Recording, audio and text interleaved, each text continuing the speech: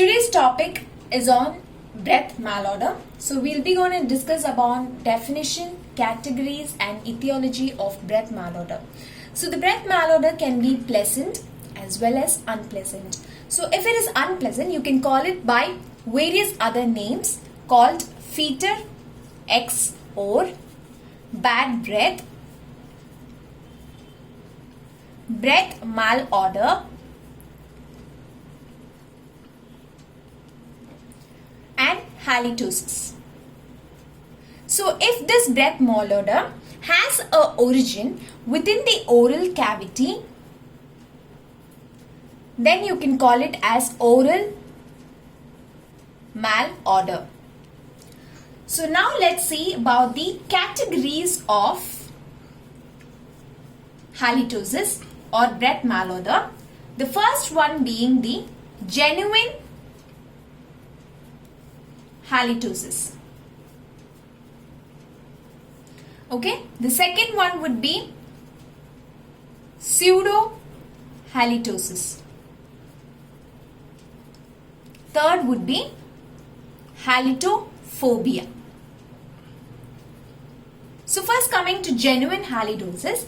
Genuine halitosis in the sense the patient will actually be suffering from breath malodor. So this can be due to a physiological cause and can also be due to a pathological cause. So if it's a physiological cause, the first would be the morning bad breath, which you actually perceive when you're during awakening.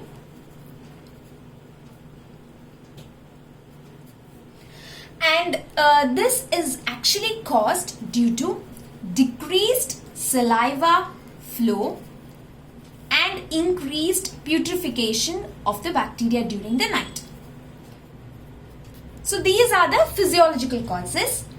So this morning breath is usually transient. That is just after you brush your teeth or after you have your breakfast, it just disappears.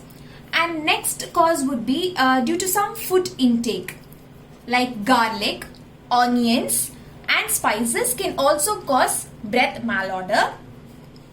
Third would be due to smoking. And the fourth one will be due to some medication like metronidazole. So these are the causes, that is the physiological causes of breath malodor. The pathological causes would be that if the patient is suffering from a systemic condition and due to that you have a breath malodor which is contributing to it. So next category would be pseudo halitosis. In this, if you see, the halitosis is actually negative. That is, the patient is not suffering from breath malodor, but he or she feels that he is suffering from it. Next would be the halitophobia, the third category, where these are patients who actually after the treatment of genuine halitosis and pseudo halitosis patient still feels that he or she is suffering from breath malodor. So this is also a recognized psychiatric condition which is halitophobia. So next we will come to the pathways of halitosis. First let's see about the extraoral halitosis. Yes, so here if you see in extraoral halitosis, let's assume that the patient is suffering from a systemic condition. So there would be increased metabolites in the systemic circulation, and since your alveoli is very thin, there would be breath-blood exchange which is happening, and hence the metabolites will actually expel out as breath malodor. So this is the pathway for the extraoral halitosis. So next coming to the second pathway, which is intraoral halitosis. So this actually occurs due to increased bacterial load and increased substrate for bacteria in the respiratory tract, esophagus and oropharyngeal cavity. So due to this is a pathway for intraoral halitosis. Now let's go to the etiology of breath malodor. In that, if you see, the first would be intraoral cause. Okay, so intraoral cause, first coming to the tongue coating. Tongue coating actually contributes to 30% of the intraoral cause of breath malodor. And as we all know that tongue comprises of lot of depressions due to its structure, that is the circumflex papillae, the foliate, the filiform and the fungiform papillae. These will actually create depressions in the dorsum side of the tongue, and due to which the debris will accumulate there, and there would be increased putrefaction of the which is happening, and thus resulting in breath malodor. So this is the first cause. The second cause would be gingivitis and periodontitis. So now let's see how is periodontitis going to contribute to oral malodor. In that, the main etiological factor of periodontitis being the gram-negative bacteria, that is like AA, PG, TD. All these will actually produce certain sulfur compounds. Okay, so this can actually eventually lead to oral malodor. Next would be the gram-positive bacteria will actually deglycosylate the salivary glycoproteins. So in turn, the protein framework is getting exposed, and it would be easy for the gram-negative bacteria to come and degrade this salivary glycoproteins, thus leading to oral malodor or breath malodor. So next would be the pericoronitis conditions, where there is inflammation of the tissue overlying an impacted tooth. So in such conditions, you can say, next is pericoronitis. The fourth would be nug and nub, which is necrotizing ulcerative gingivitis and necrotizing ulcerative periodontitis. The fifth would be interdental food impaction. Okay, so this would be between the two tooth. There would be food accumulation, and this could in turn lead to increase resulting in putrefaction. So next would be large carious lesions, which can in turn result in food impaction. Seventh one would be the extraction wound, which is actually filled with blood clot and purulent discharge, can also cause breath malodor. Patients suffering from xerostomia, example in Sjogren's syndrome, so those patients will also suffer from breath malodor.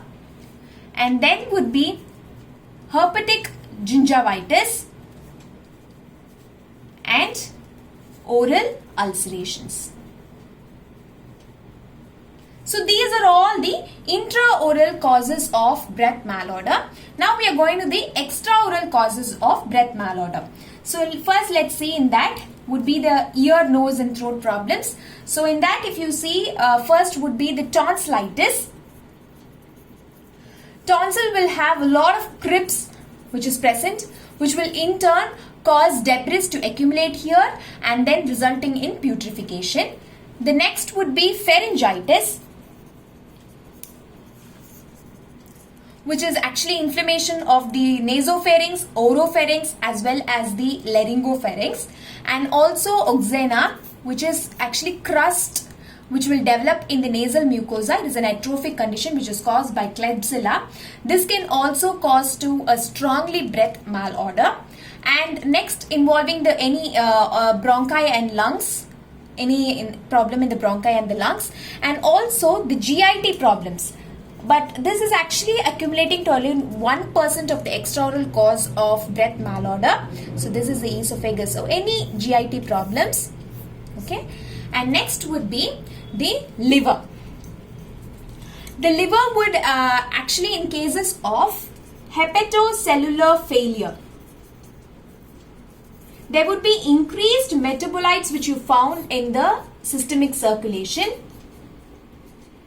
So which will in turn cause a fecal odor to the breath. Next would be the kidney. In cases of patients suffering from chronic glomerulonephritis. So those patients will actually suffer from a fishy odor of the breath. And next would be trimethylaminuria. So these patients will actually have a fishy odor in the bodily secretions as well as in the breath. And next would be in patients who are suffering from diabetes mellitus, they will have accumulation of ketones in the systemic circulation, which will in turn result in sweet smell or a smell of a rotten apple. Next would be due to hormonal causes. Hormonal causes would be in cases of menstrual cycle or on the day of ovulation. Certain people would suffer from breath malodor. So these are all the extraoral causes of breath malodor. So thank you. Please do subscribe to the channel if you like it.